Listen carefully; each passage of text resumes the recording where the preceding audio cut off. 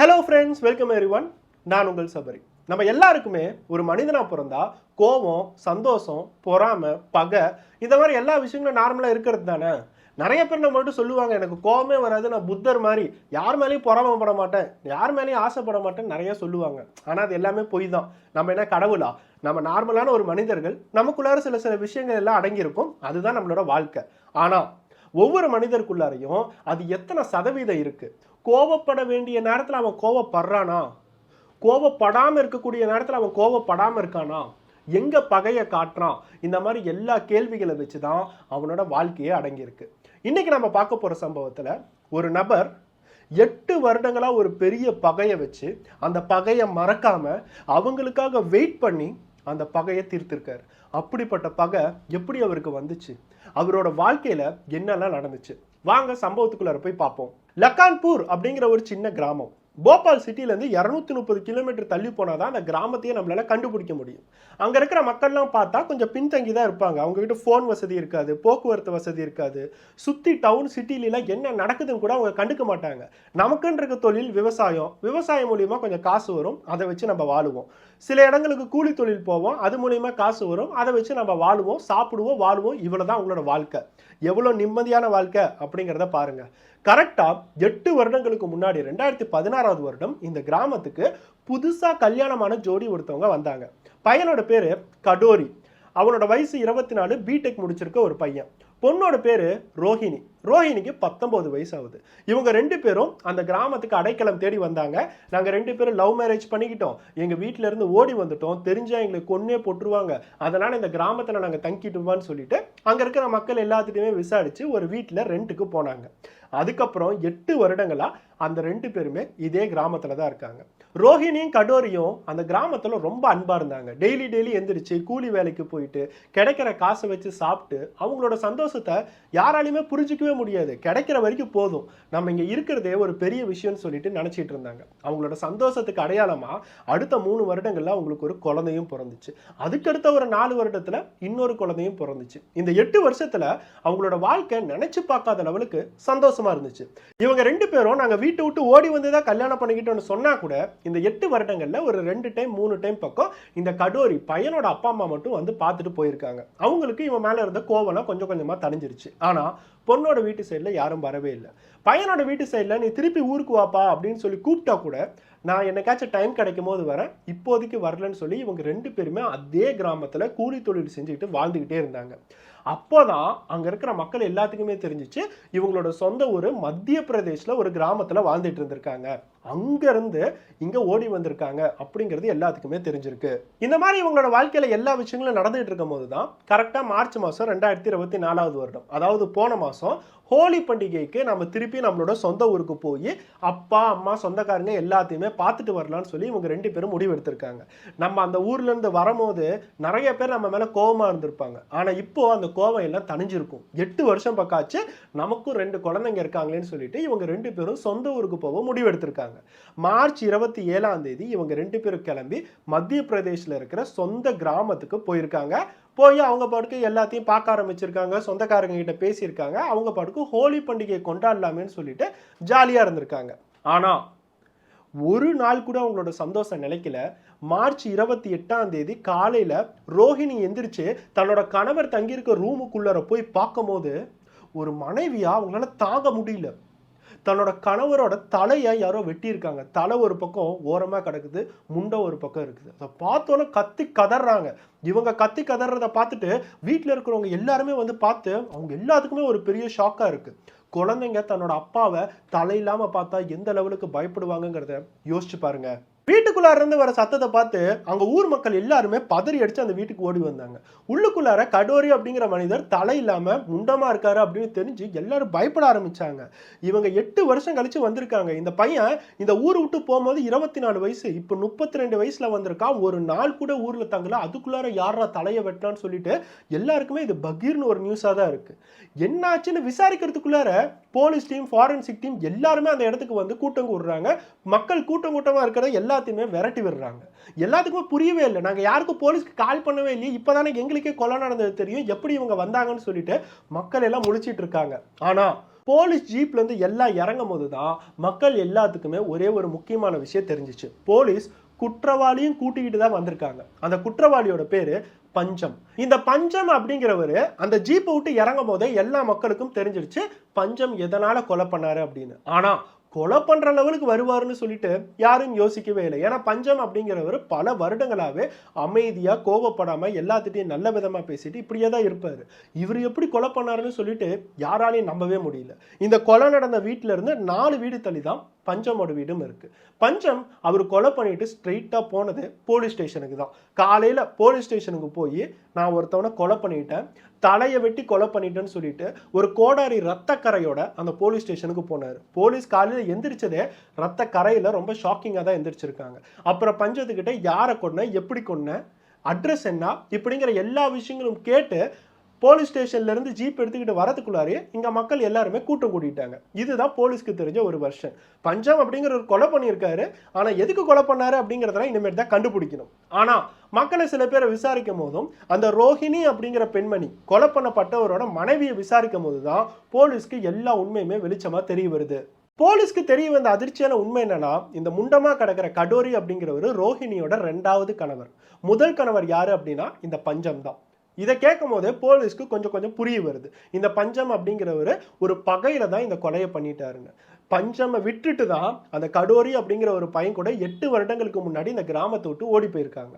அதுக்கு அடுத்ததா பஞ்சம போலீஸ் ஸ்டேஷன்ல வச்சு என்கொயரி பண்ணும்போது தான் அவர் சைட்ல இருக்கிற எல்லா விஷயங்களுமே கொஞ்சம் கொஞ்சமா ஷேர் பண்ண ஆரம்பிச்சார். எதனால இந்த கொலை பண்ண, 8 வருடங்களா ஒரு பகையை நீ எப்படி நினைச்சிட்டு இருக்க முடியும், வேற ஒரு கல்யாணம் பண்ணியிருக்கலாம்ல அப்படின்னு தான் நார்மலா எல்லாருமே கேட்டாங்க.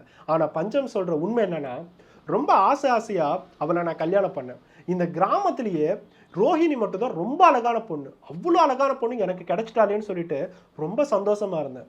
பஞ்சம் அப்படிங்கிறவர் ஒரு நார்மலான விவசாயி.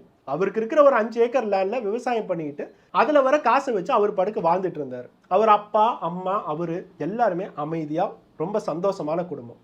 அங்க இருக்கிற ஊர் மக்கள்லாம் பஞ்சமை பார்த்தாவே ரொம்ப பாவமா ஃபீல் பண்ணுவாங்க. யாருக்கிட்டையுமே கோபமே பட மாட்டானா, எல்லாத்திட்டையும் சிரிச்சுக்கிட்டே இருக்கான்.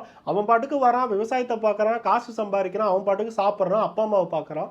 இப்படி தான் ரொம்ப நல்ல விதமாக பேசுவாங்க. அவங்க அப்பா அம்மாவுக்கு பஞ்சம்க்கு ஓகே ஒரு வயசு வந்துருச்சு, நம்ம கல்யாணம் பண்ணி வைக்கலாம், அவனுக்கு ஒரு குடும்பம் வேணும்னு சொல்லி தான் ரோஹிணி அப்படிங்கிற ஒரு அழகான பொண்ணை பார்த்து கல்யாணம் பண்ணி வச்சாங்க. கல்யாணம் பண்ணி வைக்கும் போது ரோஹிணிக்கு 19 வயசு. வேற ஒரு வில்லேஜ்ல இருந்து அந்த பொண்ணை கூட்டிட்டு வரும்போது எல்லாத்துக்கும் அந்த பொண்ணு மேலதான் கண்ணு. அவ்வளோ ஒரு சூப்பரா அழகான ஒரு பொண்ணு. பஞ்சம்க்கு அழகான ஒரு பொண்ணு கிடைச்சிருச்சுன்னு சொல்லிட்டு நிறைய பேர் பொறாம கூட பட்டிருக்காங்க. அவங்களோட வாழ்க்கை ரொம்ப சந்தோஷமா போச்சு. 2 மாசம் பக்கம் இவங்க 2 பேரும் எப்பயும் போல பார்க்கு, பீச்சு, அங்க இருக்கிற சினிமா, இந்த மாதிரி எல்லா விஷயங்களும் சுத்தி செலவு பண்ணி ரொம்ப சந்தோஷமா இருந்தாங்க. எல்லாத்துக்குமே ஒரு பெரிய சந்தோஷம். பஞ்சம் ரொம்ப சந்தோஷமா இருக்கான்பா, அவனோட வாழ்க்கையில ஒரு நல்ல பொண்ணா கிடைச்சிருச்சு. இது எல்லாத்தையும் தானே அவங்க அப்பா அம்மாவுக்கு ஒரு மிகப்பெரிய நிம்மதி. இந்த மாதிரி எல்லா சந்தோஷங்களும் 2 மாசம் மட்டும்தான் நிலைச்சிச்சு. 2 மாசத்துக்கு அப்புறம் எதுவுமே நடக்கல. அந்த வீட்டில் என்னெல்லாம் நடக்கக்கூடாதோ எல்லா விஷயங்களும் நடக்க ஆரம்பிச்சிச்சு. அதுக்கு முக்கியமான காரணம் இந்த ரோஹிணி அப்படிங்கிற 19 வயசு பொண்ணு. 2 மாசம் கல்யாணம் பண்ணி வந்ததுக்கு அப்புறம் 4 வீடு தள்ளி கடோரின்னு சொல்லி ஒரு பையன் இருக்கான். பிடெக் முடிச்சிருக்கான், பார்க்க ரொம்ப அழகா இருக்கான். அவன் மேல ஆசைப்பட ஆரம்பிச்சாங்க. அவன் போகும்போது வரும்போது எல்லாம் ரோஹிணி வாண்டடா கூப்பிட்டு பேச ஆரம்பிச்சாங்க. ரோஹிணி வேற பார்க்கறதுக்கு அழகா இருக்காங்களா, அதனால கடோரிக்கும் அவங்க மேல ஆசை வந்துருச்சு. இந்த பொண்ணு நம்மளையே பார்த்து பேசுது, நம்மளையே பார்த்து கூப்பிடுது, வாண்டடா நம்மளைய பார்க்கறா, மொபைல் நம்பர் கேட்கறா, அதனால நம்ம லவ் பண்ண ஆரம்பிச்சிடலாம்னு சொல்லிட்டு ரோஹிணிட்ட ப்ரொபோஸும் பண்ணிட்டான். அதுதான் ரோஹிணியும் எதிர்பார்த்தாங்க. இவங்க 2 பேர்த்தோட ஒரு தப்பான ரிலேஷன் 4 மாசம் பக்கமா ரொம்ப சீக்கிரட்டா நடந்துட்டு இருந்துச்சு. யாருக்கும் தெரியாம போன் பேசுறது, யாருக்கும் தெரியாம மீட் பண்றது.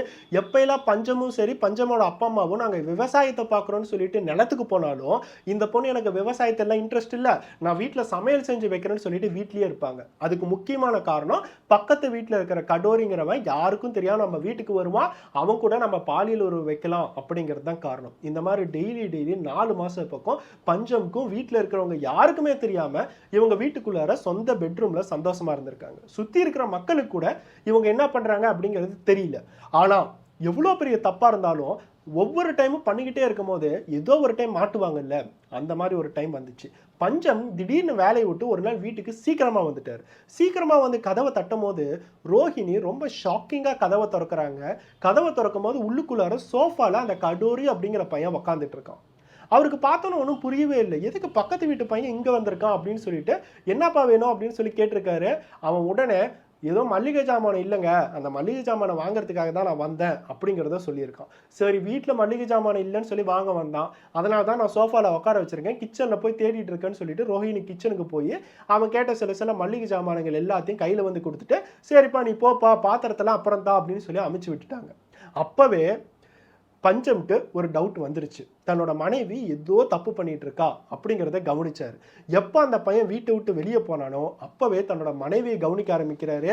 அவங்க போட்டிருக்க சாரியோட ஸ்டைல் எல்லாமே வித்தியாசமா இருக்கு. துணியெல்லாம் களைஞ்சிருக்கு, முடியெல்லாம் களைஞ்சிருக்கு, ரொம்ப வேர்த்து கிடக்குறாங்க, ஏதோ ஒரு தப்பு நடந்திருக்கு அப்படிங்கிறது அவருக்கு உள் மனசுல தோணிக்கிட்டே இருந்திருக்கு. அதுக்கப்புறம் தான் தன்னோட மனைவியை இன்னும் டீப்பா கவனிக்க ஆரம்பிக்கிறாரு. அவங்களுக்கே தெரியாம ஃபோன் எல்லாத்தையும் செக் பண்ண ஆரம்பிக்கிறாரு. ஃபோன்ல நைட்டு ஃபுல்லா மெசேஜ் பண்ணியிருக்காங்க, எல்லாம் தப்பா இருக்குது, ஆபாசமான போட்டோ, ஆபாசமான மெசேஜ், இந்த மாதிரி எல்லா விஷயங்களும் அந்த மொபைல்ல பார்க்கும்போது இவரால தாங்க முடியல. தன்னோட மனைவி கல்யாணமான 2 மாசத்துல இப்படி மாறிட்டாளான்னு சொல்லிட்டு ரொம்ப கவலைப்பட ஆரம்பிச்சாரு. அதுக்கு மேல ரொம்ப கோபப்பட ஆரம்பிச்சாரு. கோபமே படாத மனிதன் இந்த மாதிரி ஒரு விஷயம் வரும்போது நார்மலா கோபப்பட்டு தானே ஆவான். ஏன்னா தன்னோட மனைவி எந்த காரணமும் இல்லாம நம்மளை ஏமாத்திட்டு போகும்போது யாருக்கு தான் கோபம் வராது.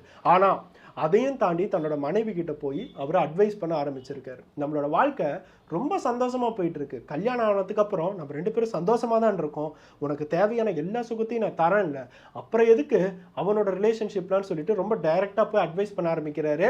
ஆனா ரோஹிணி கேட்குற மாதிரி இல்லை. எங்கள் 2 பேத்துக்குள்ளார என்ன தொடர்பும் இல்லை, நாங்கள் சும்மா ஃப்ரெண்ட்லியாக தான் பேசிகிட்டு இருக்கோம்னு சொல்லி திருப்பி பொய் சொல்லிக்கிட்டே இருந்தாங்க.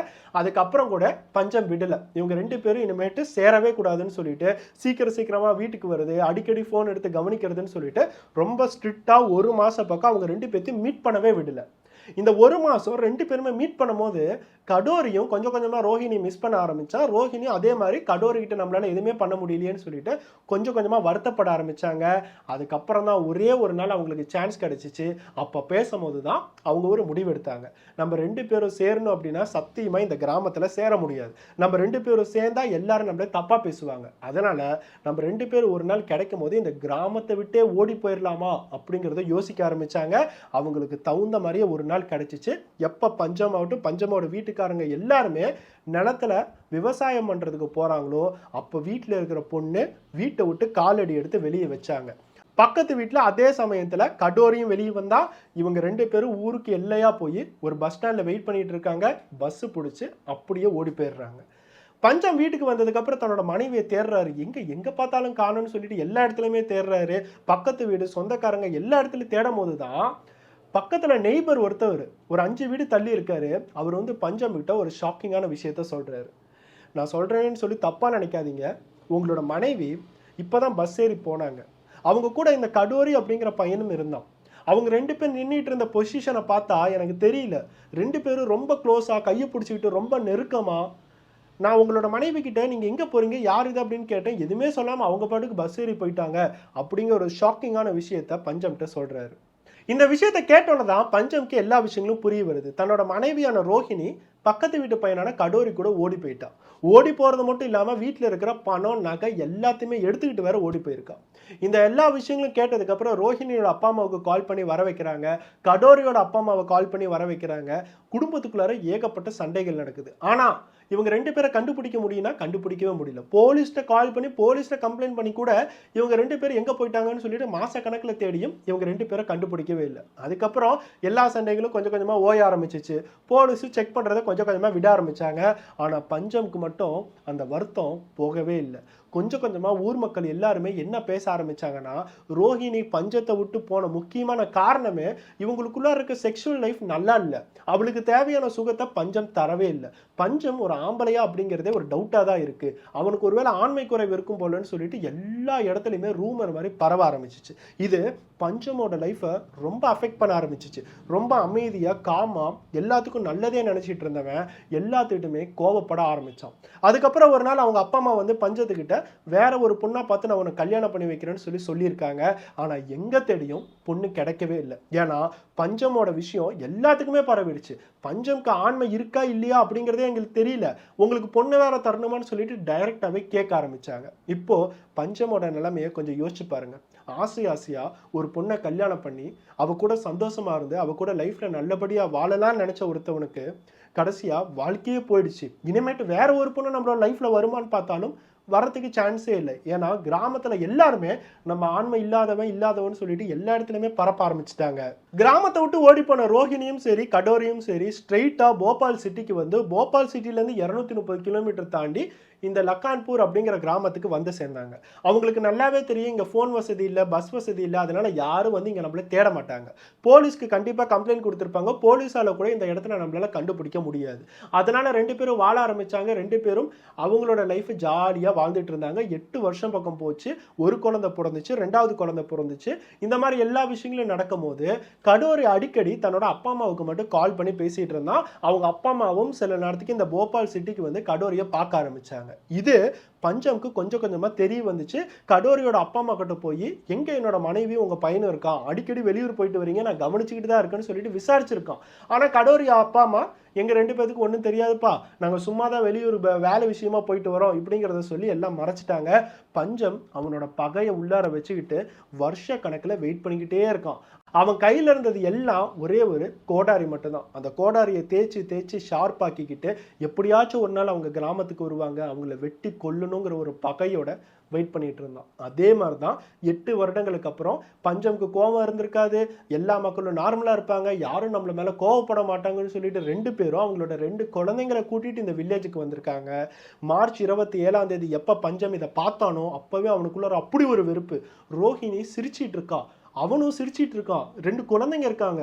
எனக்கு இருக்க வேண்டிய எல்லா விஷயங்களையும் அவங்க மெயின்டைன் பண்ணிட்டு இருக்காங்க. நானு ஆண்மையே இல்லாதவன் சொல்லிட்டு எல்லாருமே சொல்ல சுத்திட்டு இருக்கேன். என்னோட வாழ்க்கையை 8 வருஷம் பக்கம் கெடுத்துட்டா. இனிமேட்டு எனக்கு பொண்ணு கிடைக்குமா அப்படிங்கிறதும் உறுதியே இல்லை. அவளோட வாழ்க்கையை எப்படியாச்சும் கெடுக்கணும்னு சொல்லிட்டு ஆரம்பத்துல 2 பேரையும் கொல்லலாம்னு நினைச்சவன் அப்ப கூட அந்த குழந்தைங்களோட வாழ்க்கை போயிடக்கூடாதுன்னு சொல்லிட்டு கடோரியை மட்டும்தான் கொல்லணும்னு சொல்லி முடிவெடுத்தான். அவனை கொன்னோம் அப்படின்னா தான் அவளுக்கு உரைக்கும். அவன் என்னை விட்டுட்டு அவன் கூட ஓடி போனான்ல, ஒருத்தவனோட மனைவின்னு தெரிஞ்சு கூட அவன் இன்னொரு பொண்ணை கூட்டிட்டு ஓடினான்ல, அவனை ஃபர்ஸ்ட் வெட்டணும்னு சொல்லி தான் நைட்டு வரைக்கும் காத்திருந்து எல்லாம் தூங்கினதுக்கு அப்புறம் வீடு புகுந்து கடோரி தூங்கிட்டு இருக்கும் போது அவனோட கோடாரி எடுத்து ஓங்கி நிறைய டைம் கழுத்துல வெட்டியிருக்கான். அவன் எந்த லெவலுக்கு வெட்டியிருக்கானா, அவன் வெட்டும் போது தலையே செதறி இன்னொரு சைடு போயிடுச்சு. எப்ப தலையை வெட்டிட்டுலாம் அவனுக்கு கன்ஃபார்ம் ஆயிருக்கோ அப்ப அந்த வீட்டை விட்டு வெளியே போனவன் அதே ரத்த கரையோட ரத்தம் ஒழுவ பக்கத்துல இருக்கிற போலீஸ் ஸ்டேஷனுக்கு போய் நான் ஒரு கொலை பண்ணிட்டேன்னு சொல்லிட்டு சரண்டர் ஆயிருக்கான். போலீஸ் ஆகட்டும், அங்க இருக்கிற எல்லா மக்கள் ஆகட்டும், பஞ்சம் இந்த மாதிரி ஒரு விஷயத்த சொல்லும் போது யாருக்குமே அவன் மேல கோபம் வரல. அவன் மேல ஒரு வருத்தம் தான் வந்திருக்கு. 8 வருடங்களா அவனோட வாழ்க்கையில எதுவுமே நினைக்கல. ஒரே ஒரு விஷயத்தை பத்தி தான் அவன் நினைச்சிட்டு இருக்கான். தன்னோட மனைவி கூட ஓடி போனவனு எப்ப திருப்பி வருவான். நிறைய மக்களுக்கு இவன் கொலை வெறியோட சுத்திட்டு இருக்காங்கிறது நல்லாவே தெரிஞ்சிருக்கு. அவங்களும் போலீஸ்ட்ட சொல்லியிருக்காங்க. பஞ்சம் சொன்ன எல்லா விஷயங்களும் ஒரு ஸ்டேட்மெண்ட்டை எழுதி சார்ஜ் ஷீட் ஃபைல் பண்ணி எவிடன்ஸ் எல்லாத்தையும் கலெக்ட் பண்ணி ஐ விட்னஸோட கோர்ட்ல போய் நிக்க வச்சிருக்காங்க. இந்த கேஸ் இன்னும் கோர்ட்ல நடந்துகிட்டு தான் இருக்கு. இந்த வீடியோ பார்த்துட்டு இருக்கவங்க எல்லாருக்கும் ஒரே ஒரு விஷயம் மட்டும் நல்லா தெரிஞ்சிருக்கும். நம்ம என்னைக்குமே ஒருத்தவங்களுக்கு பாவம் செஞ்சோம் அப்படின்னா அந்த பாவம் நம்மளை எப்போ வந்து திருப்பி தாக்கும்னு சொல்லிட்டு யாருக்குமே தெரியாது. கர்மான்னு சொல்லுவாங்க பார்த்தீங்களா, அந்த கர்மாங்கிற விஷயம் தான் இந்த ரோஹிணியோட வாழ்க்கையில் விளையாண்டுருக்கு. ஆனால் எல்லா பாவத்துக்கும் சரி எல்லா தப்புக்கும் கொலை தான் தீர்வா அப்படின்னா சத்தியமாக கொலை ஒரு தீர்வே இல்லை. இந்த இடத்துல பஞ்சம் கொலை செய்யாமல் அவனோட வாழ்க்கையை நோக்கி பயணிச்சிருக்கலாம். அந்த ஊரை விட்டு போய் அவனுக்கு ஒரு புது வாழ்க்கையை தேடி இருக்கலாம். ஆனா பஞ்சமும் நம்மளால குறை சொல்ல முடியாது இல்ல. அவங்களோட கிராமத்துல எல்லாரும் ஆண்மையே இல்லாதவன் சொல்லிட்டு கிளப்பி விட்டாங்க. அவனுக்கும் வேற பொண்ணே இல்லை. அவனோட வாழ்க்கையும் டோட்டலா போயிடுச்சு. என்னோட வாழ்க்கை டோட்டலா போகும்போது என்னை விட்டுட்டு போனவங்க மட்டும் ஒரு குடும்பமா ஜாலியா வாழும் போது யாருக்கு தான் பிடிக்கும்? பஞ்சமும் ஒரு மனிதன் தானே. அவனுக்குள்ளாரியே அந்த கோபம் பகை எல்லா விஷயங்களும் நான் முதல்ல சொன்ன மாதிரி எல்லாத்துக்கும் இருக்கிறது தானே. நம்ம எப்பயுமே சொல்ற மாதிரி எந்தெந்த இடத்துல எல்லாம் ஒரு தப்பான ரிலேஷன்ஷிப் ஸ்டார்ட் ஆகுதோ அது எல்லாமே போய் ஒரு கிரைம்ல தான் முடியும் அப்படிங்கிறத நம்ம சொல்லியிருக்கோம். இந்த இடத்துல 8 வருஷம் கழிச்சும் இவங்களோட தப்பான ரிலேஷன்ஷிப் ஒரு கிரைம்ல தான் முடிஞ்சிருக்கு. இவங்களோட வாழ்க்கை சந்தோஷமா இருந்தாலும் கல்யாணம் பண்ணிட்டு குழந்தை குட்டியோட எவ்வளவு நிம்மதியா இருந்தாலும் அவங்க ஆரம்பிச்சது என்னமோ ஒருத்தவனை ஏமாத்தி தான் அவங்களோட வாழ்க்கையை ஆரம்பிச்சிருக்காங்க. அந்த ஏமாத்தும் போது அவனோட வாழ்க்கையை இவங்க கொஞ்சமாவது யோசிச்சு பார்த்தாங்களா? தயவு செய்து தன்னோட குடும்பத்துல கிடைக்கிற அன்பை விட்டுட்டு, தன்னோட மனைவி, தன்னோட கணவர், தன்னோட குழந்தைங்க, அப்பா அம்மாவோட அன்பை விட்டுட்டு காமம் அப்படிங்கிற சாக்கடைக்கு போற யாரா இருந்தாலும் சரி, கடைசியா அவங்களோட வாழ்க்கை ஒண்ணு ஜெயில்ல முடியுது, இல்ல அப்படின்னா அவங்க அனாதையா தான் சுத்திட்டு இருக்காங்க. தன்னோட கணவன் இறக்குறாரு, மனைவி இறக்குறாங்க, குழந்தைங்க அப்பா அம்மா இல்லாம இருக்கிறாங்க. இந்த காமம் அப்படிங்கிற ஒரு சாக்கடையினால எவ்வளவு விஷயங்கள் நடக்குது அப்படிங்கிறத யோசிச்சு பாருங்க. இந்த மாதிரி விஷயங்கள்லாம் எதனால நடக்குது? அவ்வளவு உண்மையே இல்லாம நம்ம பொய்யா வாழணுமா? ஏன் அந்த பொய்யா வாழ்றதுக்கு பதிலா போய் கொஞ்சம் தைரியமா நின்னு, உன்னை எனக்கு புடிக்கல, எனக்கு இதுதான் வேணும், எனக்கு வேற ஒருத்தன் வேணும், எனக்கு வேற ஒரு பொண்ணு வேணும், நான் இப்படிதான், எனக்கு தயவு செய்து டிவோர்ஸ் குடுத்துருங்க அப்படின்னு லீகலா போறதுல என்ன தப்பு? வேற ஒருத்தவங்க கூட ஓடி போறத விட இந்த லீகலா போறது எதுவும் தப்பு இல்லையே. கொஞ்சம் யோசிச்சு பாருங்க. நெக்ஸ்ட் ஒரு வீடியோல பார்ப்போம். பாய்.